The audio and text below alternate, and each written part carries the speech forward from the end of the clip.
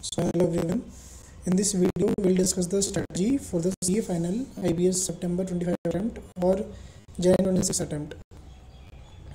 So सबसे पहले start करना है कि नंबर ऑफ रिवीजन आपको आपके जो सब्जेक्ट्स हैं नंबर ऑफ रिवीजन आपके कम से कम 2 से 3 रिवीजन बाकी सब्जेक्ट्स के हो जाने चाहिए, तब आप IBS को उठाना। IBS को पहले मत पिक करना, स्टार्टिंग में उसका IBS का लोड लेने की कोई वो नहीं है, कोई टेंशन नहीं लेनी। IBS पिक करना है आफ्टर 2 या 3 रिवीजन अदर सब्जेक्ट्स।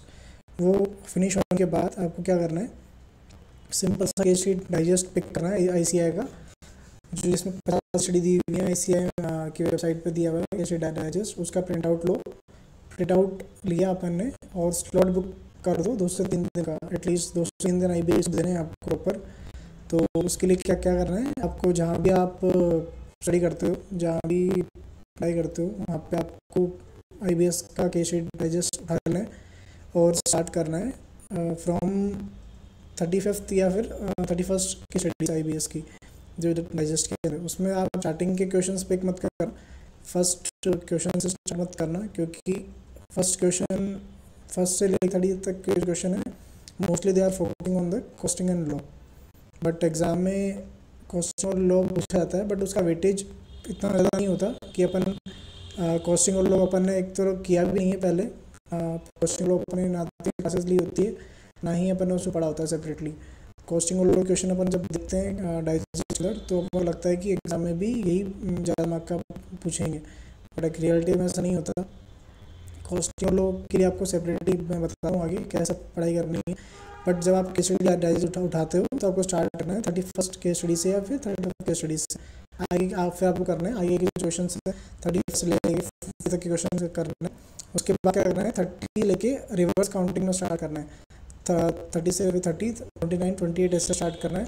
ऐसे करके आपको क्वेश्चन करना है, पूरे 50 केस स्टडी सोल्व करनी है आपको। और सोल्व कैसे करनी है कि जो केस स्टडी है, केस आप कोई केस स्टडी पिक करते हो, पिक करने के बाद उसके बैक क्वेश्चन आपको स्टडी नहीं करनी, बैक पे जाओ सीधा, जो डिस्क्रिप्टिव क्वेश्चन है वो रीड करो, 5 के रेफरेंस दे दो वहाँ पे कौन से सब्जेक्ट से कौन से चैप्टर से है। रेफरेंस देने के बाद उसको पैरा जो केस स्टडी डाइजेस्ट के अंदर जो पैरा दिया है, तो उस पैरा को रीड करने के बाद, पैरा को रीड किया अपन ने, रीड करने के बाद जो भी उसका इंटरप्रिटेशन निकलता है, सेम टू सेम क्वेश्चन आप अपने क्वेश्चन बैंक में रेफर करो कि उस क्वेश्चन बैंक के अंदर क्वेश्चन मिल रहा है कि नहीं मिल रहा।